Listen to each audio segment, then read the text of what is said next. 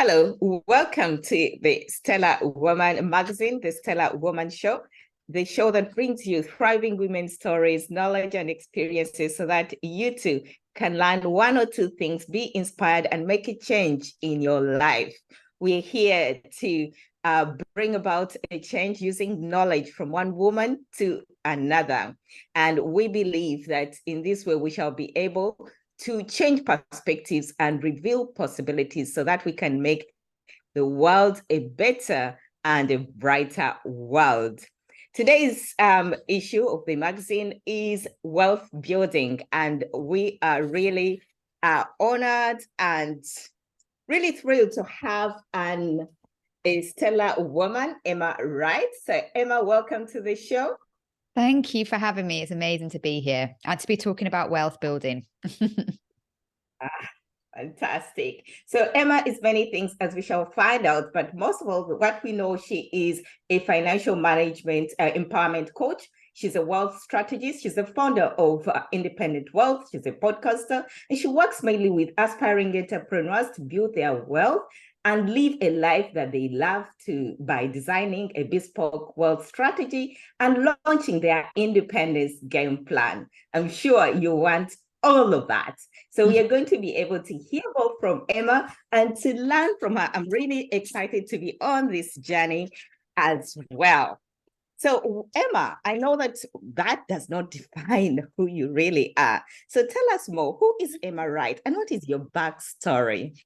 Oh, yeah, absolutely right. So I grew up in Bradford, so, a northerner. And from a really young age, I loved numbers. I love finances. I took my maths GCSE a year early, went on to get a degree in finance, and decided that when I was in Manchester studying for my degree, that I wanted to be a trader. That's where I learned about trading. I didn't even know what trading was growing up. They didn't teach you these things in school. You get taught maths. I didn't get taught anything about real life. And when I was at university, I started studying financial derivatives and stock market investing. I was like, that is what I want to do.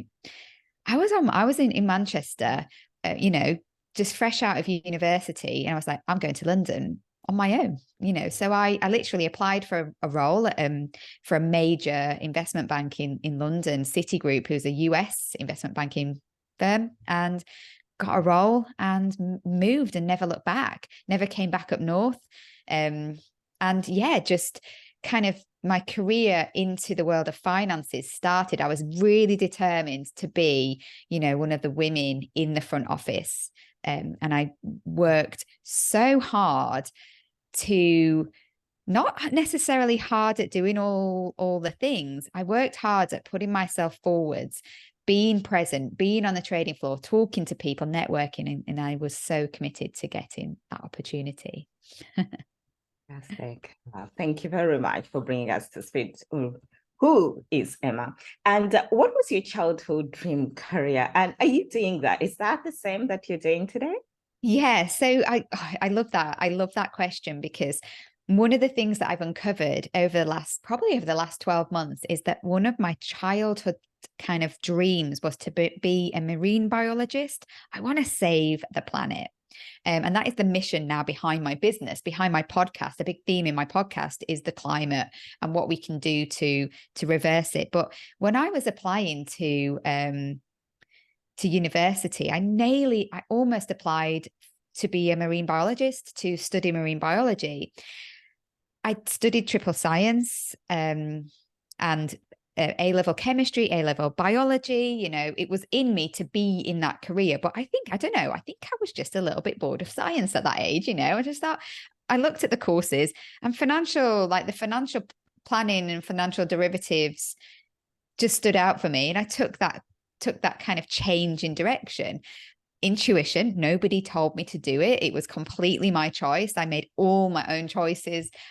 I'm fiercely independent. Is one of the things that you might want to know about me. I'm really independent. I've always followed my instincts and just followed my dreams. And although that was what I wanted to do then, I feel like it's coming back circle now that I'm finding my way back to that in a different way.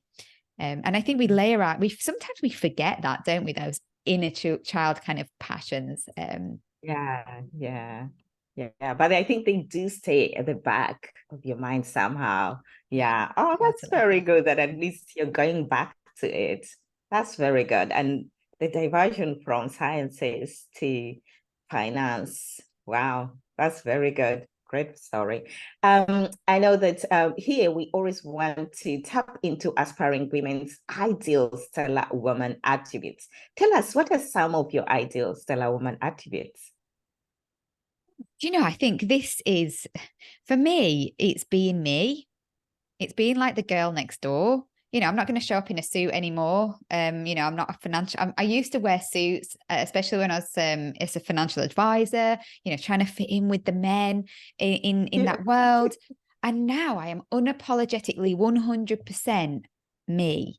When people talk to me about money and complicated financial,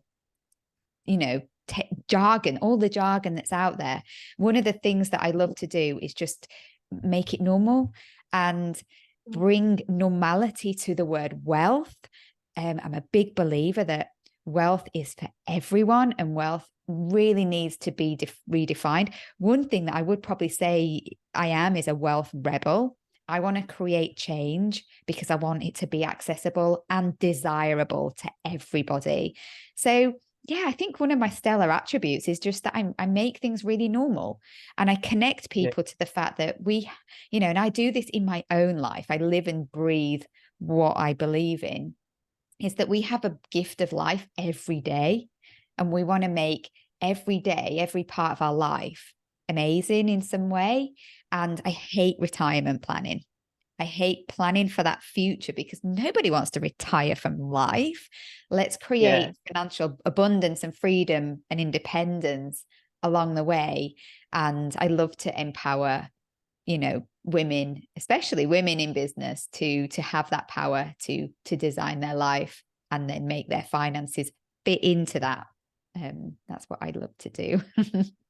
Oh my goodness, this is so exciting. And I'm sure that any listener is excited because this explains why you're here at this show. So we are excited to know all of that and to understand that you're you, and also the way you're defining wealth. It's just making it accessible because we are scared of those terminologies. They are just so strong. You hear the word and it's not a normal word, and you just drop it there and then because it's just too big for your mind. So it's so good that you work on trying to bring it closer to a normal person, a normal woman's terminology, so that it's accessible. Yeah. Yeah, well, my journey to where I am today with independent wealth, I stepped away from financial advice. When I left London and left the dealing floor, I became a chartered financial planner. And I just was like, I'm just selling products. I'm not serving the people that I want to. So when I set up independent wealth and I stepped away, I became a financial coach.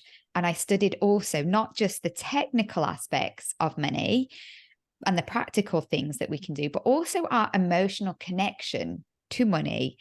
And one of the things that I've really learned over the last few years is how we treat money is a real direct reflection of how we feel about ourselves, and we connect our self-worth to money.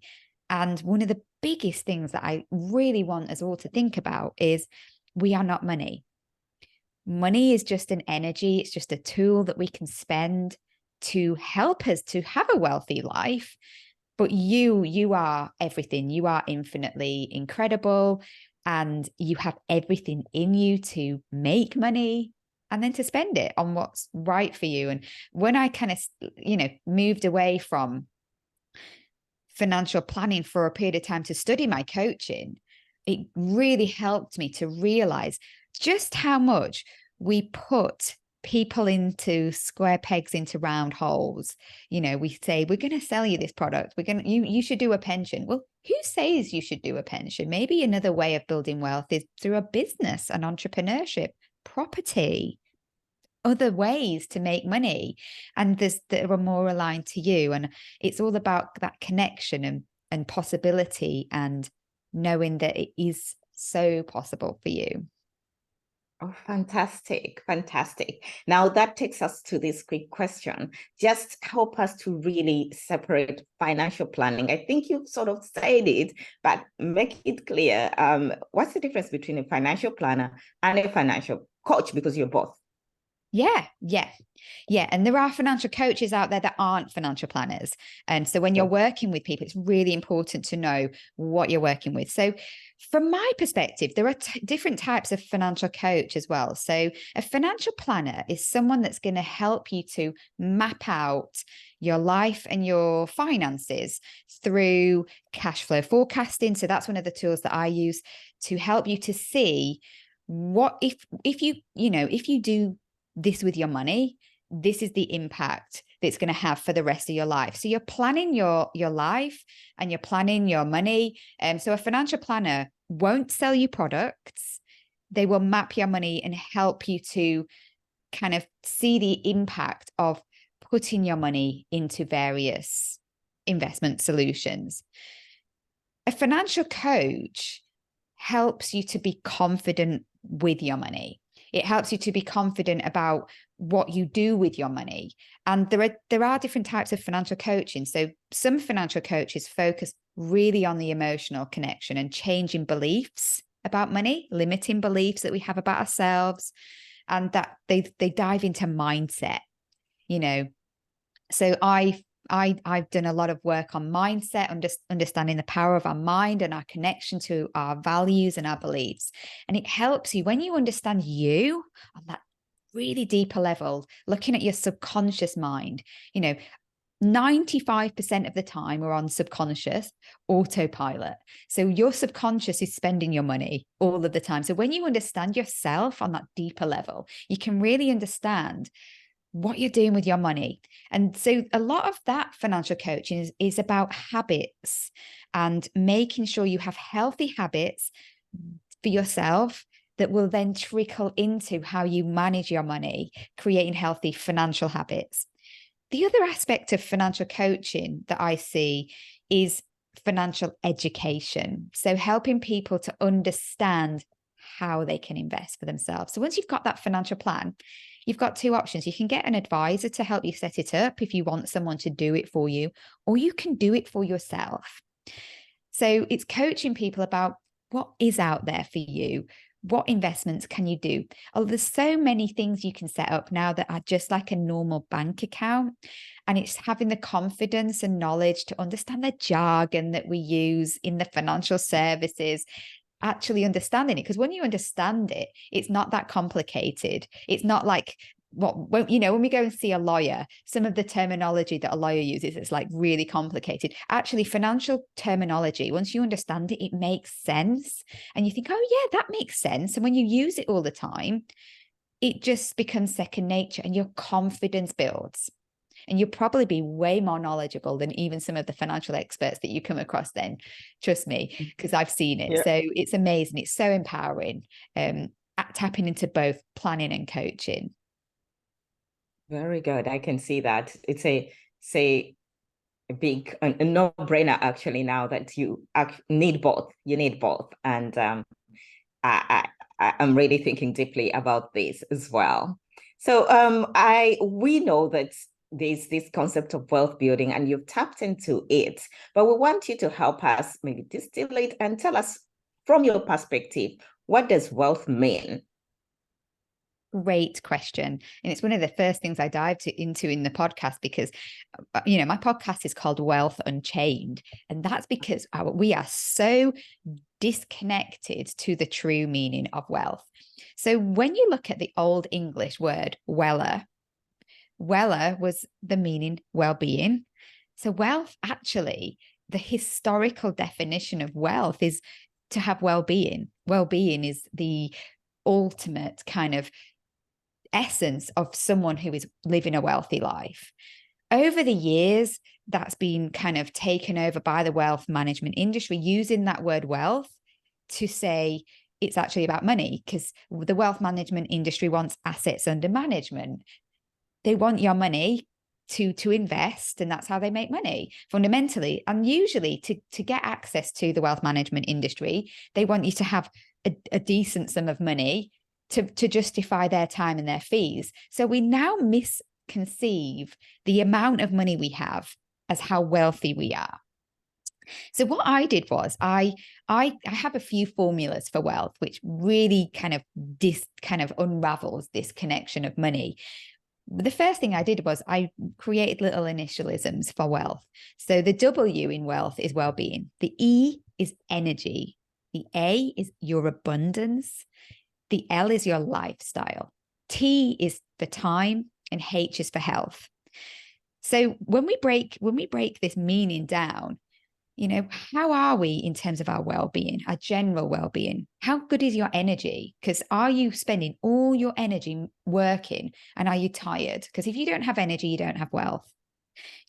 Are you feeling abundant? Do you really appreciate all the things that are all around you, the money that you're already making, the time you already have, the people around you, how we live our life each and every day? Lifestyle. We are so caught up in that automatic life that we're not living a life that we really want to be living, and we can make real fine tunes to our lifestyle without costing us the earth, without necessarily meaning we have to spend lots more money. We can, when we get really aware of the life we want to lead, how we get up in the morning, how we go to bed at night, really simple tweaks to our lifestyle. Time is your biggest asset. Time comes up a lot when you're an investor and you're building wealth, when you're trying to build up that investment portfolio for the future. But time in your terms of your wealth, time gone is time we can never get back. We want to make the use of all of our time. And I love to look at that. And fundamentally, your health, it comes up a lot. Your health is your wealth. If you have bad health, it's really hard to live that wealthy life. So looking after you is the biggest and most important thing we can do for our wealth. So that's a good one. Thank you very much. It helps us to understand wealth in a better perspective, because there's always, when we say wealth, what comes to mind is rich. And rich is money-wise. So in that way, you're trying to tell us these two are not the same. I wrote a blog about that, and actually over the years, my take on this has actually changed. And I actually think even being rich, the richness in life is it's all around us. Our planet is amazing.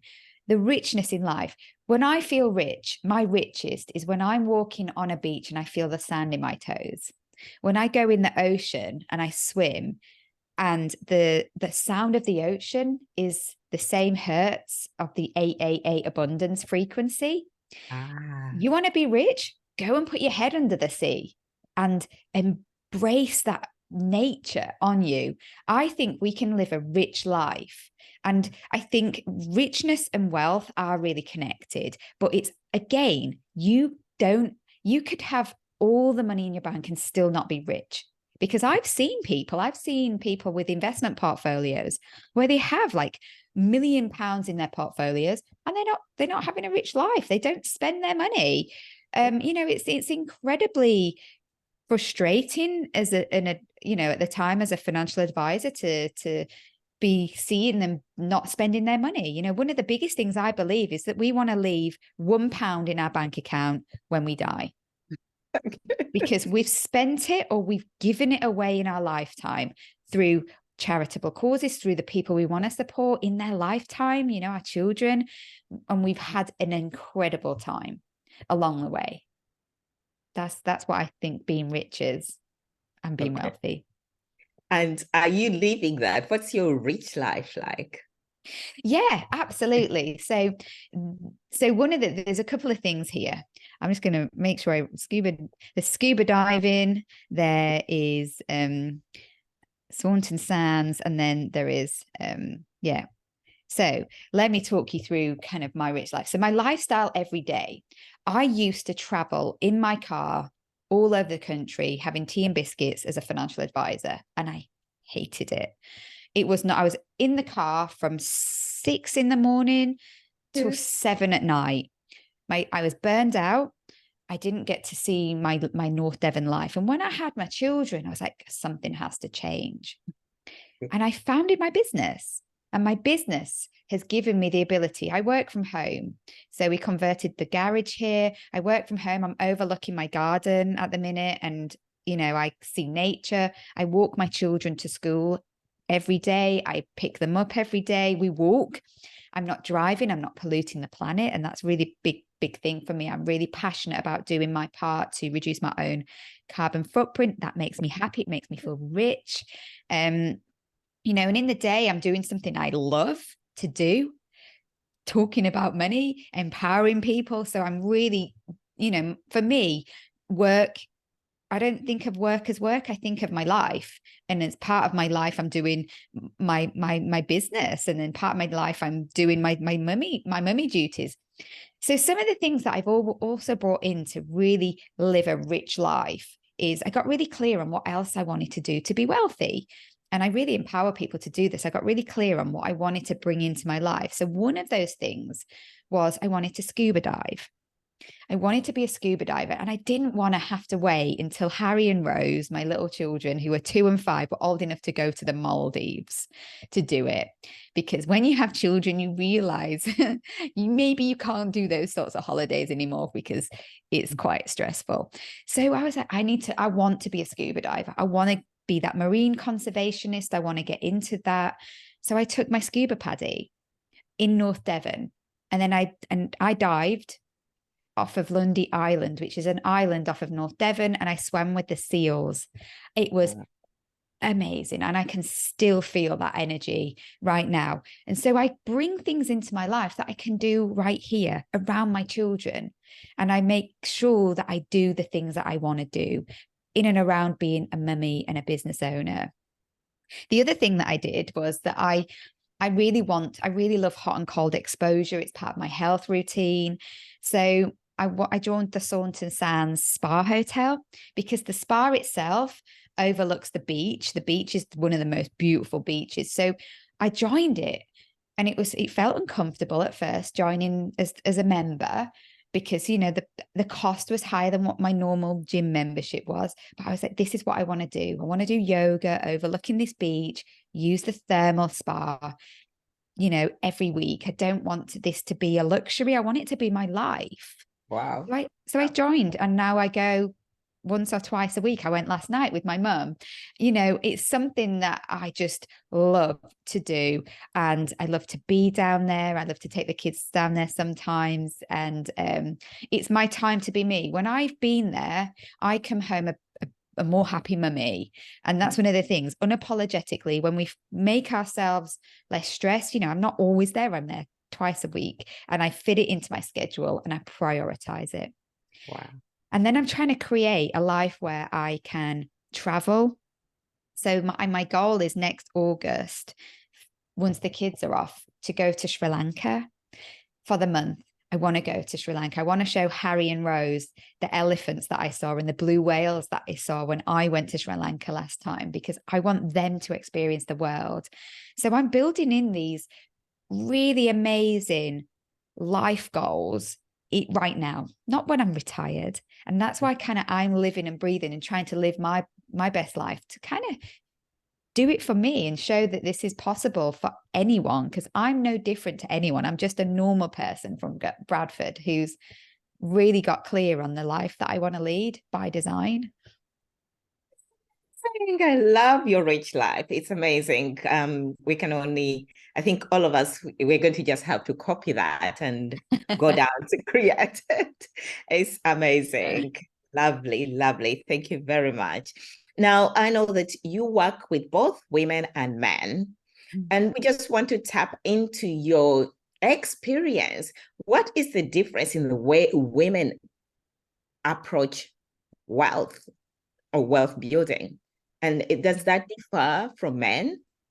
It really does. I think as women, we are taught to be caregivers, and we're also usually quite cautious about our approach, because we've got to look after everybody else's needs first, often. So often we give away a lot of money. We spend on everybody else, not even ourselves. We feel guilty spending on ourselves. And then we accrue money in cash. We can save. we don't invest, because investing is risky, right? Investing is what men do. And when you look back over many, many years, like even when we go back to what cavemen and women did, you know, the men would be the hunter-gatherers, the risk takers. They took risk, they risked their lives, and the women looked after the family at home and raised the children. So this kind of long-term brain mindset imprinting that we have, it really does carry into the way that we manage our money. So I find that with the men that I work with, they want an action plan. They will go and do it. They will go and set up that investment. They'll take action because they're more confident with their choices. They're more kind of have more tolerance to risk. They maybe earning money in their careers because they just put themselves out there. And so I find that they want to be more action taking and action plan. And what I try and do with women is I try and give them the confidence to get them to start taking risk and understanding risk, because they are more cautious. And one of the beautiful things when you understand the risk and investment risk is that actually it's the ups and downs in the market along the way. And when you can drip money in over time, you're managing that risk. You're taking opportunity. When you can show someone how they can take their own level of risk, and they can dial up and dial down that risk, and they feel more in control rather than going through maybe a financial advisor, it's super empowering, and their confidence builds, and they start more slowly, but sooner or later they're doing it all. So it's just a different way of doing it. It can be much more, rather than having an action plan, it can be much more, a roadmap, getting connected, understanding the knowledge, but also having the confidence to do it. Having the confidence. Okay, fantastic. Thank you very much. And maybe that is attuned to what I wanted to ask. What is stopping women in building their wealth? What are those things that stop us from going for it?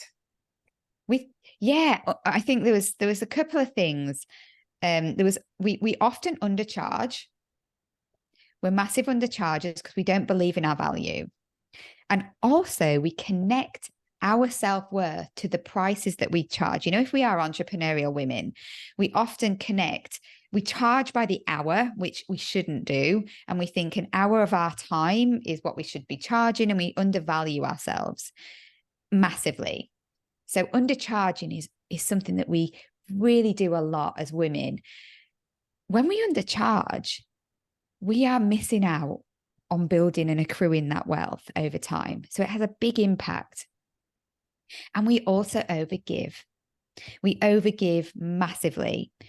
We overgive time, we overgive money and energy, all of it, because we think we have to look after everybody else's needs first. So when we do that, again, we're giving away wealth, we're giving away the power. And it doesn't mean we can't still be givers and still really value that giving in us, but we can give in a way that is going to be abundant to us. And so one of the biggest challenges when we undercharge and overgive is we feel resentful eventually that we don't have the wealth. Yeah. So it's making sure that we are really looking after ourselves. And I think, one of the other aspects, one of the other things that's stopping women from being wealthy is, we, especially women that have children, we end up taking time out of our careers. And when we do that, I took time out of my career. We often stop paying into our state pension, which is a big mistake. If you have a partner, you should be still paying into your pension, your state pension, still paying your national insurance, even still paying into a pension. Keep your pensions going, keep your investments going, because even when you've taken time out, your husband, if you have a husband, a partner, they are still paying into their pensions while you take time out. So just because you've taken time out from career doesn't mean you should step back and stop investing for yourself and building your independence fund. And if you can maintain some of that, even little bits, especially your state pension, your national insurance, if you can still at least keep that going, that will set you up really well for when you step back into your career. You know, even if you have children or you just take a sabbatical, you know, sometimes we want to take time out, trying to keep some of that that momentum, that accumulation of wealth going. And I think that really does stop us from building wealth as women. Yes. Oh, thank you for that. Thank you. Now, this particular question is to do with women who are just hearing this or waking up to this notion of wealth building. Now, if she feels like, this is too late, maybe she's a woman over 40, what advice would you give her? Where can she start? Does she have any opportunity to build wealth? Oh my goodness. If you are over 40, I'm over 40, okay? This is when we start building wealth. And this is so normal, okay? It's so normal for us to start building the financial part of the wealth. I think of wealth as 3 elements. It's how you spend your money, time, and energy. So money is it is a big factor. So if you're over 40, that is so normal, by the way. And we've spent usually the first part of our life, we focus on building other aspects of our wealth, financial security, you know, building our knowledge, our career, our business. Maybe we've bought a house and that takes priority. Maybe we're doing some other ventures. So it's really normal for us to get to this stage and think, okay, my pension is still quite small or my investments are still quite small. I need to prioritize that next because it's a different phase of your life. So it's normal. One of the biggest mistakes and especially I feel that this is the financial advice is kind of sector is guilty for, is that we look at our current circumstances, so our current income and expenditure, our current investments and other assets, and think, okay, this is what I have. This is what I'm going to do to map out my retirement. That is really limiting because we're not limited to our current means at all. The whole point of wealth building is that we leverage all of our assets, all of the things that make you amazing, that you've built up until this point as being a 40 or a 50-year-old. You have an abundance of assets to tap into. So the first thing that we need to do when we're building wealth is get really clear on your life strategy. What do you want from your best life? What do you want to be spending on your best life? Get really clear on that. Because then once you do that, you can look at where you are already. You can look at your financial plan. You can see, well, what am I currently making and what do I currently have? Once you know that knowledge and that clarity, you can say, what's the shortfall? If there is a shortfall, sometimes when we get that wealth awareness, we realize there isn't a shortfall. Sometimes we think, oh, I didn't realize all the things I was doing. If there is a shortfall, amazing, because you're thinking bigger, you're expanding, you're in the point where you can create that. You can create that through your knowledge, through your business. You are the biggest asset to create wealth. Once we've created it, then we can start to invest it and hold on to that wealth, because investing really only is holding on to it and making sure we don't leak it and we don't overspend it, or we don't lose it to tax, unwanted tax and things like that. So those steps, get clear on your best life, see where you are currently, and then what do you need to create? And you're never too late. We can always make more money. We can never get back time. So that's very true. Thank you very much. And now what about a woman who has already started the journey, but I think most likely she feels like she's second guessing herself, but would she come to you? And what advice would you give such a woman? Yeah, I think, and that comes back down to that wealth awareness, doesn't it? Like, we don't know how far we've come. So I think if you are, you know, already kind of doing things, a financial plan is phenomenally empowering because it shows you what you've created. I love to create bespoke financial plans for women in business. You know, that clarity of seeing everything that you're doing, and then you can make little tweaks, you know, or you can make some changes, or you can do some more for yourself. You know, you can make some changes. It just, the clarity that you get is really empowering because it really empowers decisions that you might take next. You know, one of the biggest things that I love to do, or one of the things that I get asked to do, is what's the impact of buying a new house, or, you know, going to that next property? It's going to be a higher mortgage. Can I afford it? Well, let's do it. Let's put it into your cash flow. Let's map it out for you so you can see it visually and make a really informed decision. So yeah, I think the power in seeing things is amazing. That's very good. Thank you. Thank you for that. Now, one of the aspects that women have, if they are starting out, like building wealth or taking an investment or business, is fear of failure. What is your view about fear of failure? Yeah, fear of failure. I think there's two aspects of fear. Often we have the fear of failure and then the fear of success. And I think sometimes we're not actually sure which it is. I face fear all the time. And I think it's getting comfortable with fear, because we are so conditioned by society to live in our comfort zone with our heating on, with our little constant income. If you're an employee, you know, you go into the office, you do the same things every day, you see the same people, you go home, we live a comfortable life. And I think a lot of us get to the age of 40 and think, I'm bored of this comfortable life. But we're not used to it. We're not used to having fear. And we're meant to be fear. We're human beings. We're meant to face fear. We're meant to face those lions. We're meant to, you know, be in nature. So I think it's embracing fear a little bit at a time. And with failure, fear of failure, you're learning a lesson. There's never failure. Actually, failure comes when you don't do it, when you don't take action. And I think, you know, when we get really confident with, you know, the fact that we want to fail, if we failed, we tried. I really believe that if we've failed, we've tried. What is the lesson that we can take? And every time we do something that takes us out of our comfort zone, you know, take scuba diving. I did not know I was going to get my scuba paddy. You know, I was terrified. When I booked it, I didn't realize how hard it was going to be. But I did it step by step. I massively stepped out my comfort zone. I probably jumped out my comfort zone. So not everything is stepping out your comfort zone. That was a jump for me. But when I did that, I realized I could do anything.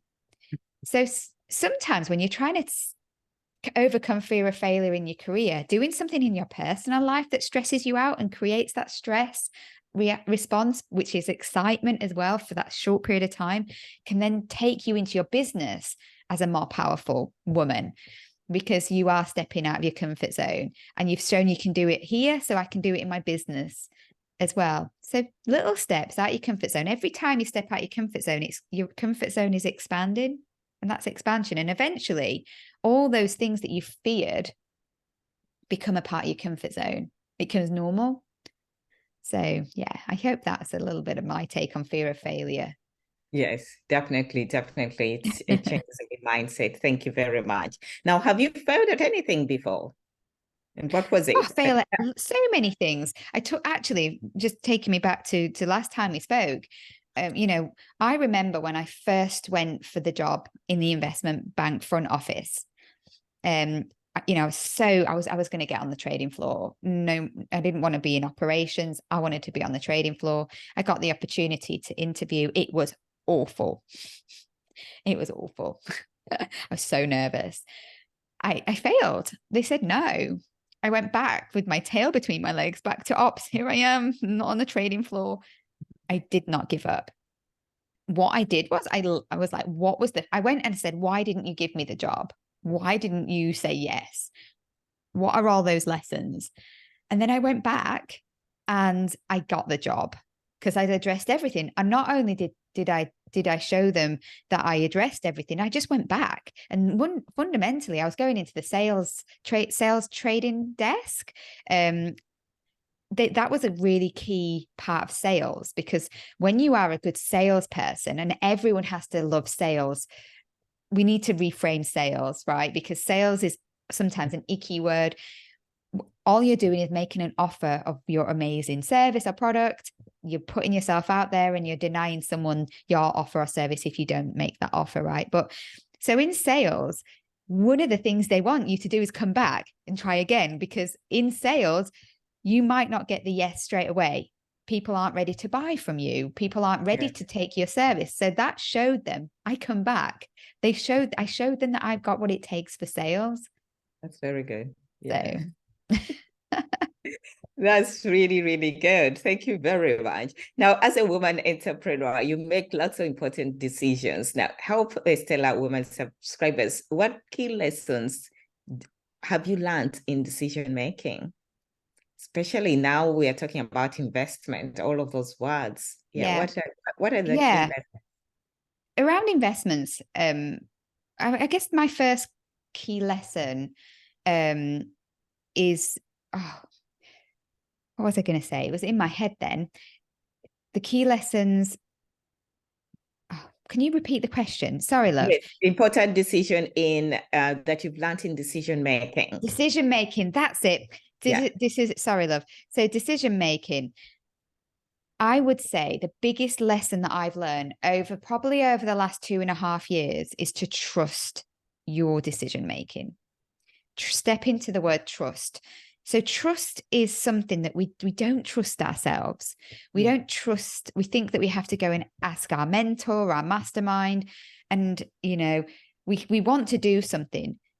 I would really step into trust. I always make decisions based on my intuition. I might run ideas past people, but I'm trusting my own decision. It's okay to get feedback. We often get told, go and ask for feedback from your audience, do this, do that. And often that procrastinates. If you know you want to do something, trust in your own intuition, because when you get really confident at your own decision making and you trust that, it gets you to move forwards much faster and much more confidently. With investing, you can start investing with £25 a month or even £1 a month. You can't go wrong. If you just think about it, you'd spend that maybe on a coffee each week. So just trust that when you buy an investment, usually we buy an investment fund that's got lots of investments from around the world. So it's really diverse, global investments, different investments within that mix. So it's not that risky, because we'd have to have all these companies from all around the world go bust for you to lose money. So you've got your £25 invested and you're probably not going to lose that £25. So don't worry about making a mistake, because it's even if your 25 goes down to £20, you're learning. And that is what volatility is. That's what investments do. You leave your £20 to become £30, and then you buy at the £20.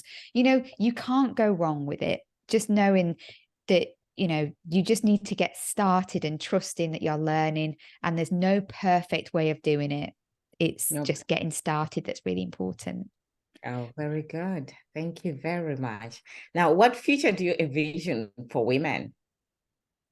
I really want more women to be CEOs.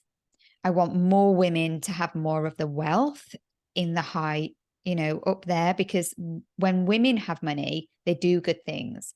I really believe that entrepreneurship is going to save the planet, because, entrepreneurs do purpose-led businesses that are really good for the planet, good for the carbon neutral targets.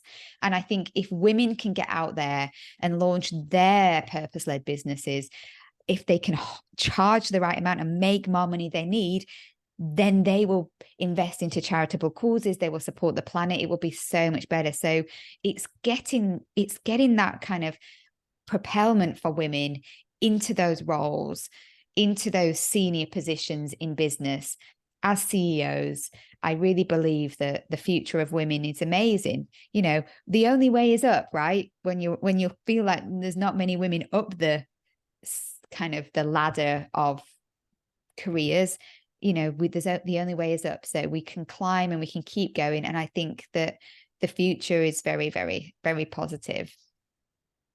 Fantastic. Thank you. And where do we see Emma in the next 5 to 10 years? Oh, so my business is going to be with me in my pocket. I want to travel. I want to be around the world. I want to take Harry and Rose around the world. You know, in my business and in my life, I just growing. I want to have a financial planning business that is international, where we can empower international CEOs to really own their wealth, you know, to be super abundant. So, you know, I hope my podcast will kind of take on some of the bigger podcasts out there, and we can really create a little bit of a stir in the wealth management industry and create some change. Fundamentally, I don't see a huge amount of difference from me. I love North Devon. I love my life. More of the spa, maybe as the children become more or less reliant on me. You know, in terms of that. But you know, I just more of what I have. Just, you know, over time, we take these steps to build our business, and it's always reviewing where we want to be. I just want to be more in nature, more traveling the world, and serving more clients internationally. That would be amazing. Amazing. Thank you very much. Now, we want to take you back in time. What key lessons, if you went back in time and found your 15-year-old self, what key lesson or lessons would you share with her? Yeah, good question. I don't know. I think I'm really happy with my decisions when I was 15. I felt really lucky that my teachers were amazing. So I'd probably just say, carry on where you're going. Like, the key lesson is you're on the right path. You don't know how amazing your life's going to be. I did not know what was to come in London. I think I probably would. I wouldn't. I had a horse. I think I would have spent more time with her, because I got into, you know, the boys and ice skating and other things when I was 15. I'd probably say, you know, spend some more time with Dolph. And, you know, you have this incredible opportunity to be around horses. My mum had land, and at the time I didn't appreciate it. I didn't want to be there. I wanted to be somewhere else having fun with all the children. But fundamentally, I wouldn't change very much. I think we make decisions and we live our lives to learn. I think, yeah, more time with Dolph, but carry on. It's going to be one hell of a ride. Yeah, a lot. Oh, thank you very much. Now, normally we want to make sure, or before I ask you this question, I know you talked about this element of the biggest asset is you. And I don't know if our listeners, subscribers had that part of the answer. Are you able to go back to it? Because I just think it's so empowering, because you're centered on you, and especially the fact that we always refer to the economy, we refer to other people. Can you talk about this a little bit? Yeah, when we think of assets, we think of tangible assets like money in the bank, you know, property. But when it comes to wealth creation, you are your biggest asset, your knowledge, your know-how, where you live. You know, one of the things that I love to do is talk about North Devon, and maybe bring women to North Devon to have a retreat down here. You know, where do you live? What is abundant that's all around you? One of the things I love to do is an asset audit.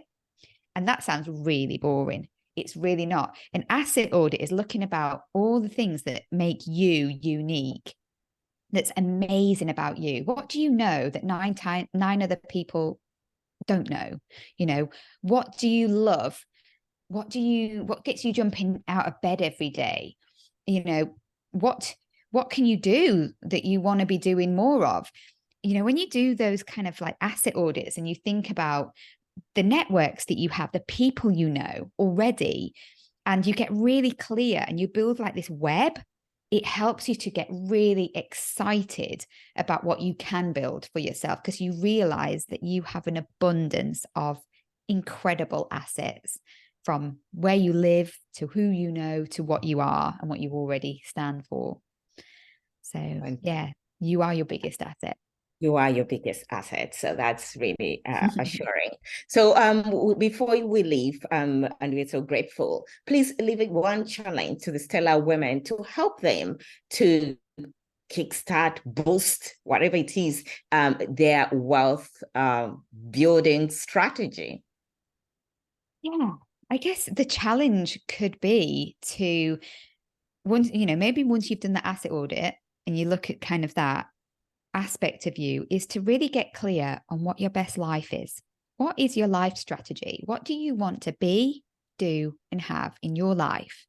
Not as a bucket list that one day when you retire, in the future, what do you need to bring into your life today?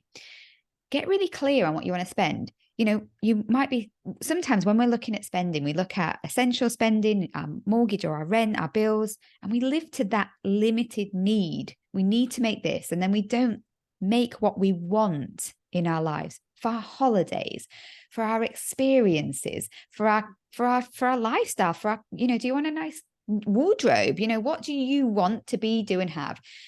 So if it's, 2,000 a month you're currently spending, but actually you want 4,000 a month, get really clear. Maybe it's 5 and you want 10. Be unapologetic about what you want to spend on your best life. Because when you put that out there into the universe, it's amazing how the universe delivers.